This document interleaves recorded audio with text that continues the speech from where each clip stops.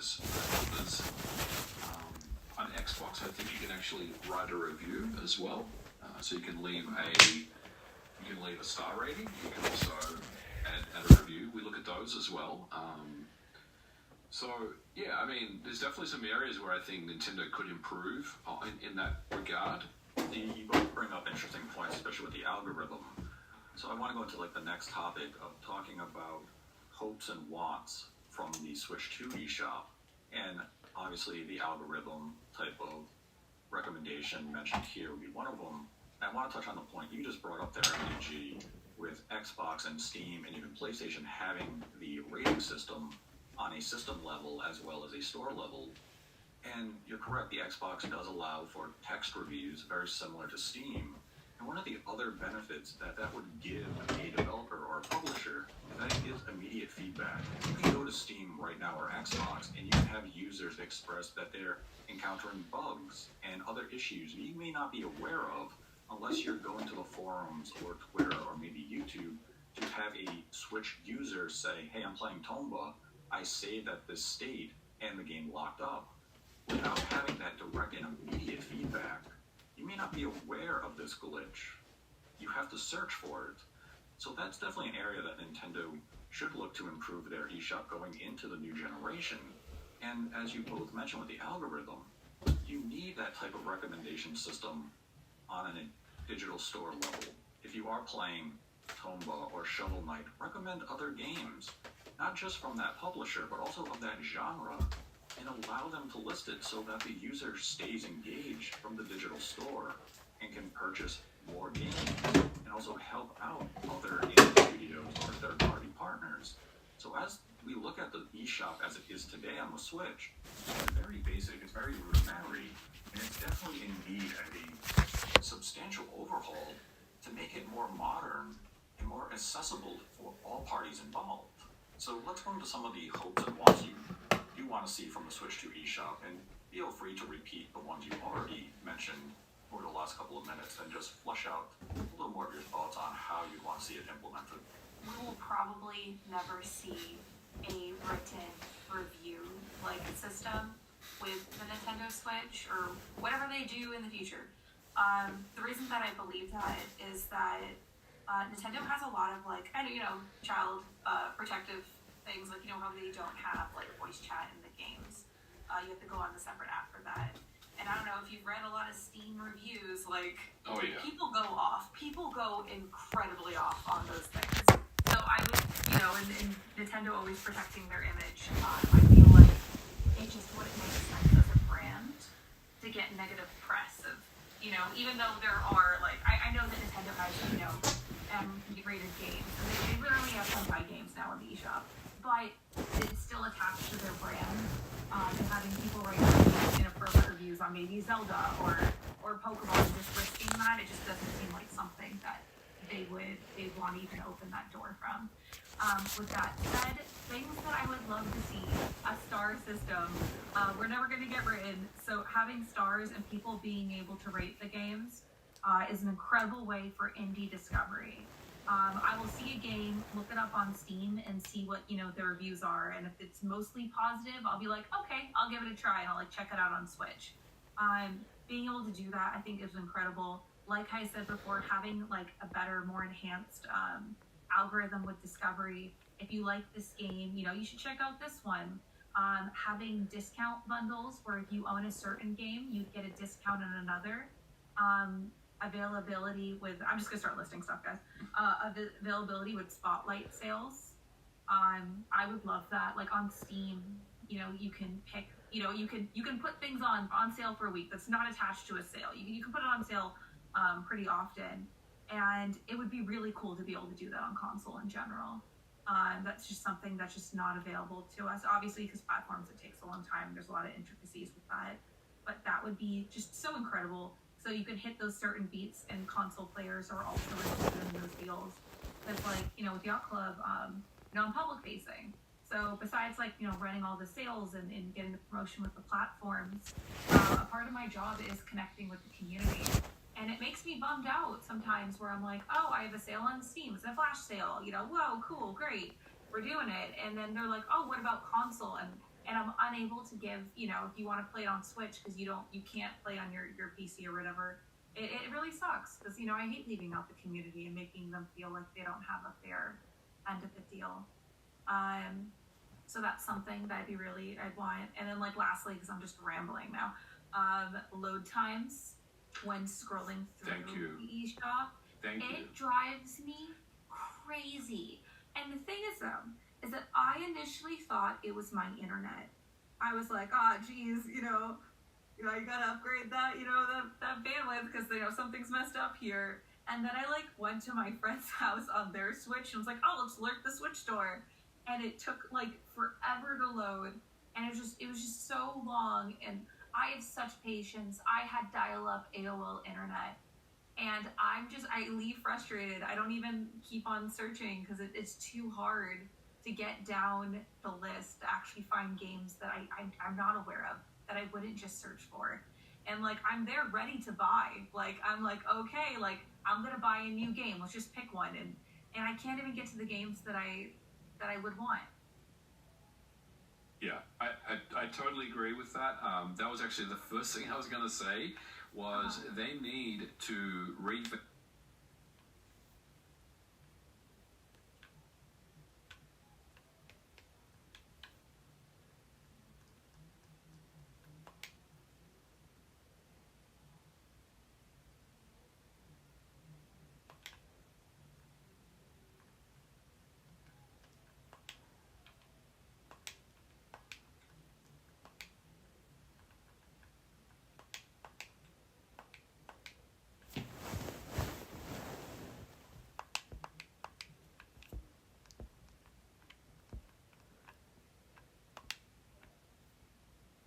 Guess who's back? Me. I'm back.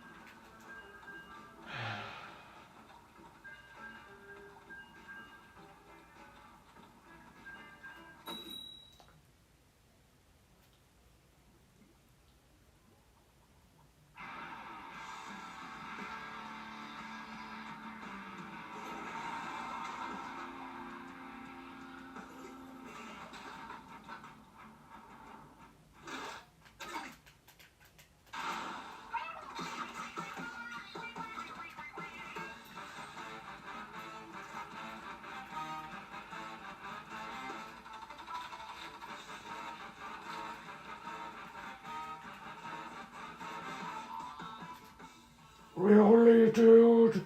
Really? Really? Shit! Really? I got disconnected again! Stupid players. Freaking freakcards. Stupid Splatoon.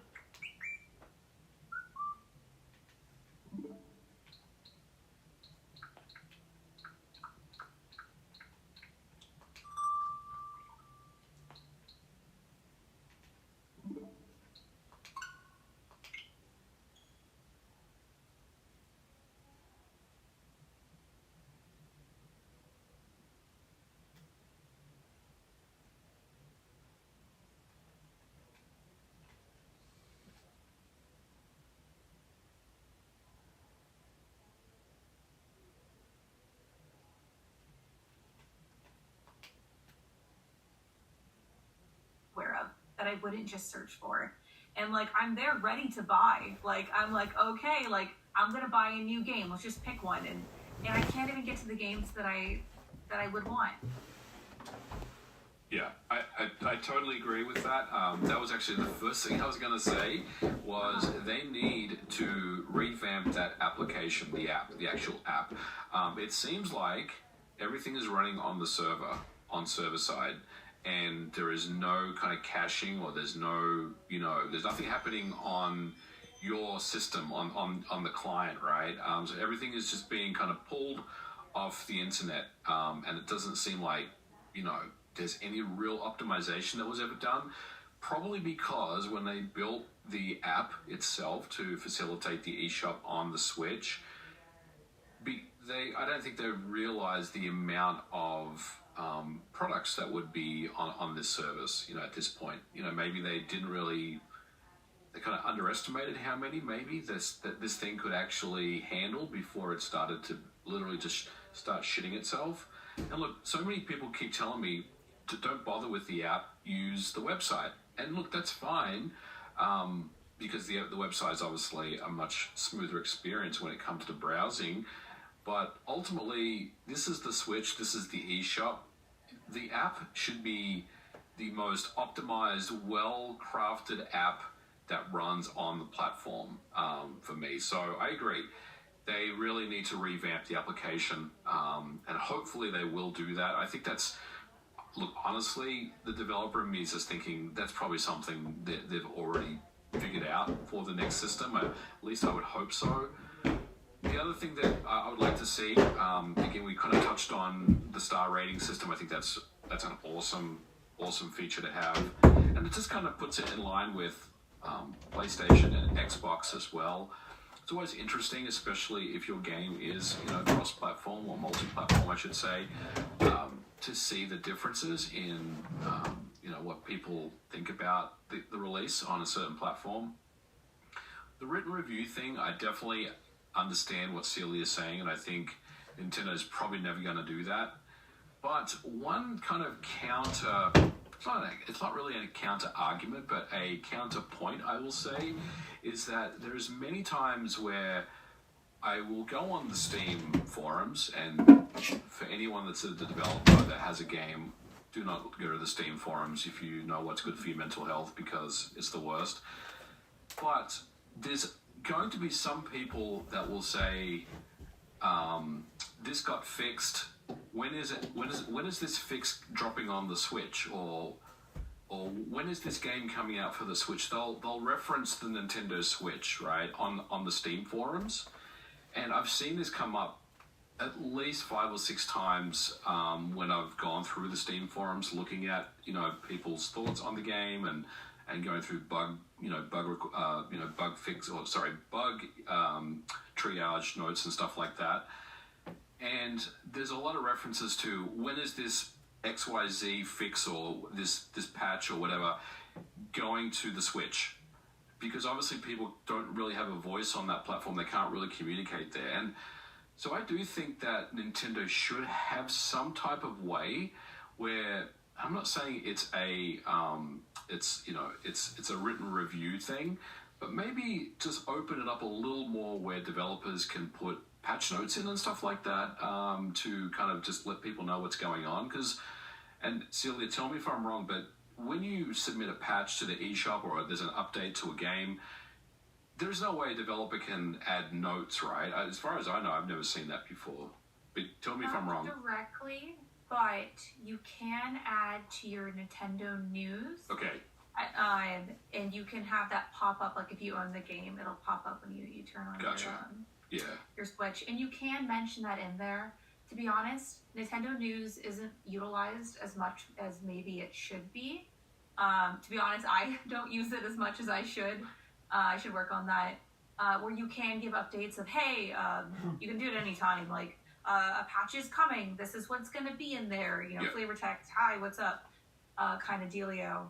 But yeah, no, it's not as on the fly. Well, on Steam, when you publish an update or a patch, it will ask you to submit patch notes. And you don't have to, but most people do. And I think it's a really easy way of, you know, the player knowing what's coming down the line. So, look, written reviews, probably never going to happen, you're right. Nintendo's obviously very family friendly and they don't want to put themselves in a situation where a bunch of AI spam bots start just going crazy. Absolutely could happen. But I do think they should open up some type of area where developers potentially could add notes to their game or patch notes or something, just to let people know what's going on. I think that would be really cool. See, from a consumer perspective, you're both talking from like the industry side, from a developer, publisher side. I want to see some more basic functionality, though in line with what both of you have expressed. I want to be able to sort games based on rating. I want to be able to see if you have a, 5-star, 4-star rating. I also want to have that algorithm-based recommendation system where even if just, hey, based on your play history, we are recommending these games, or based on the games that you are viewing right now, we recommend these games.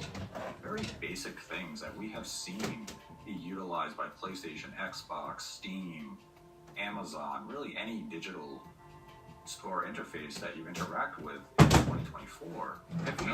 Have you ever used that though? Like, and I'm not trying to be a smart ass or anything, but have you ever, like, you're on the game that you want, and then down the bottom it says, oh, you like this, then try these games. Is that something that you would click into? Because I personally don't. I kind of usually am pretty, I know, I'm usually like knowing what I want to play. So my level of commitment on an eShop is pretty fast. I'm usually on there, I grab what I want, and then I'm kind of, playing the game type of thing. I don't really browse the store and not really look at recommendations, but I'm not saying that people don't, but do you look at recommendations? Celia, do you look at recommendations at all? Yeah, I do. I'm nosy.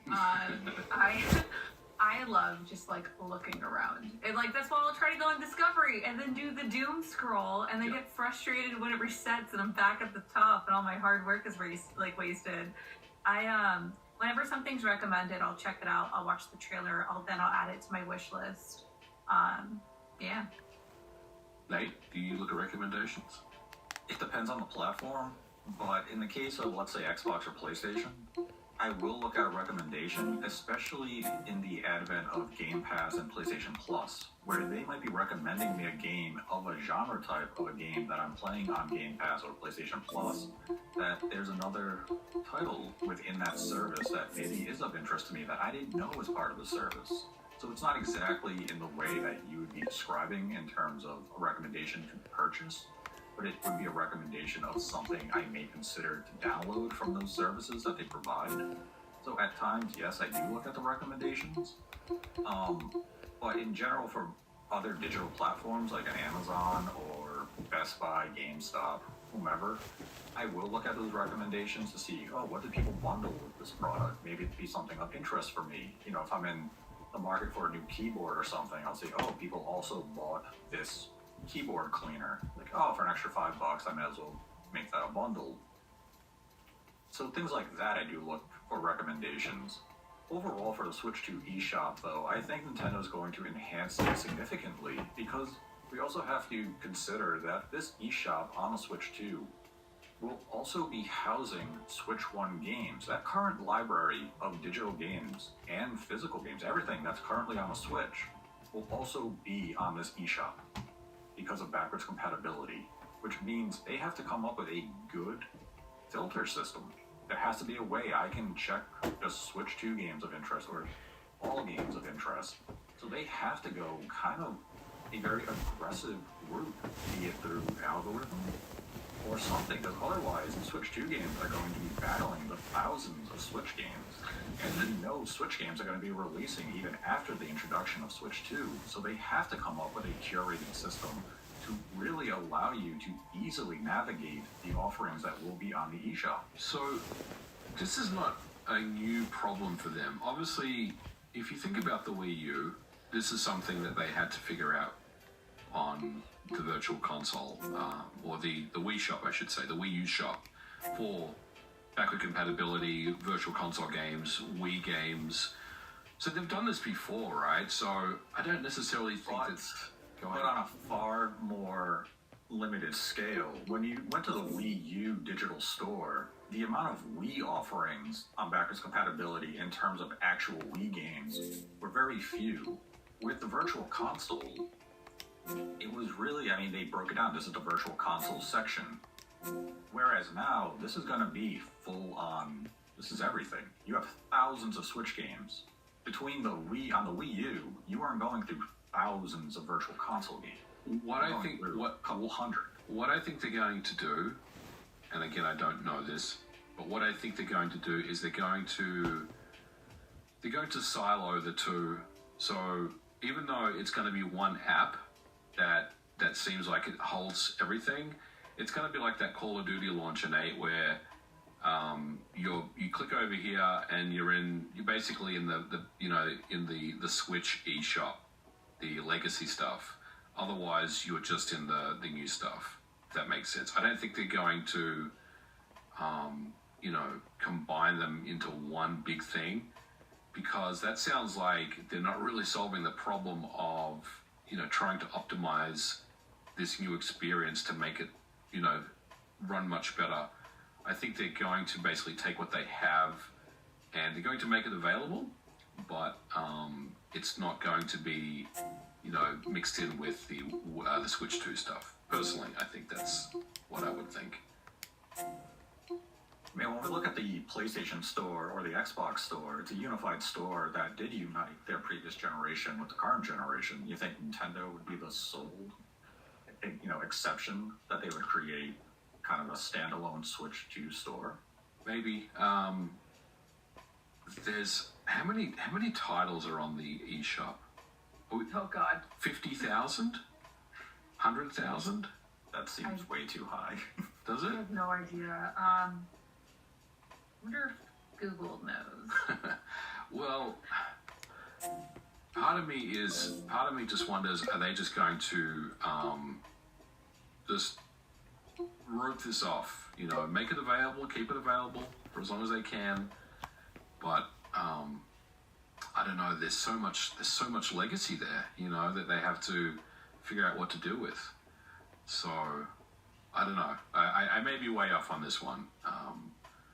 What would be the advantage though, Nate, of if they did, like you said, mix everything in together into one, combine everything into one unified, storefront, which makes a lot of sense because, like you said, their competitors do the same thing and they have done that for years. But what would be the I guess in your mind the advantage of having that unified storefront, other than you don't have to click on this other app to get access to the legacy Switch stuff? According to the Nintendo website, when I click on Switch games, it shows 21,500 listings. Now there will be some duplicates involved there. 21,000. It's a lot of games. That is a ton of games. I'm glad that you pointed it out first because on their website, when they're advertising eShop gift cards, it says choose from over 5,000 new classic or indie titles. Needs to be updated. It's not updated. That's so funny. Wow. Yeah, so I mean, a lot of games. But I think by having that unified storefront is that if I am to purchase a Switch 2, and let's say I didn't own a Switch for some reason, there's that vast legacy of Switch games that will never get a native Switch 2 version that is going on sale. I'm gonna go on the eShop. I'm gonna see that on sale, and now you might get that legacy purchase. Also, if you have Switch 1 games that could potentially get some sort of patch or Switch 2 enhancement, and I want to re-download it on my Switch 2, I want to be able to do this easily. I don't want to be having to jump through 2 different stores to find previously owned games or anything, because we know that this account that we currently have on the Switch is going to transfer over. All of our purchases are going to come with us. And I think that's where I see them kind of following a similar approach as Microsoft and Sony have. And it is a huge, undertaking for them to come up with a coherent storefront that is simplified enough that the user can go in and just say, okay, I want my Switch 2 games. And when you look at the PlayStation Store, you go to the side, you check the filter, you just hit PS5, and it will show you PlayStation 5 only games. So Nintendo can do something that simple, but I've also been a very vocal opponent of the PlayStation Store. I don't think the PlayStation Store on PlayStation 5 is all that good. I think it has a discoverability issue. I think It does. that there's a lot of content that is hidden, that it's just not curated all that well, and Sony isn't doing anything to really confront that issue. So Nintendo is going to have quite the task ahead of themselves to really make the eShop on the Switch 2, appealing to the consumer, but also appealing to partners, because as has been expressed by both of you earlier, the eShop as it stands is just not granting the opportunities that it once did. Back in 2017 and 2018, when the Switch was new and there weren't hundreds of games releasing every single week, your indie games had a time and they could stand out and, build some popularity and net huge sales. And that's just not happening today unless you are very fortunate and you are a headline trailer in a Nintendo Direct and Nintendo's tweeting about your game and they're building up that hype and anticipation going forward towards your release, like the release we saw this week with The Plucky Squire. A lot of marketing behind that game. So that has a decent chance of doing well on the eShop, but not every indie game is given that opportunity. Whereas back in 2017, games like Fast RMX had a chance to sell well, just based on word of mouth. They weren't falling out of the charts, one, because there was really no competition. But we've seen some of the more popular indie studios going back to the DSi or even 3DS and Wii U generation, where the games they're coming out with today from these studios aren't finding success. One game in mind is Gunman Clive, from a solo individual, did huge on the Wii U. It was also very popular on the 3DS. Came to the Switch with a sequel, didn't do anything, because it's far more competitive today, especially compared to those prior platforms. So I think Nintendo just has to do a full-on overhaul of the eShop. They have to make drastic changes, and I think that would involve a 5-star rating system, algorithm-based recommendations, and some form of curating exactly what is on the eShop. With the, I'm fixated on this written review stuff, Celia. Yeah. What if Nintendo had just like a predetermined drop down of responses, like yay or no, this game sucks or this game's awesome, where people can just pick from and then post that type of thing.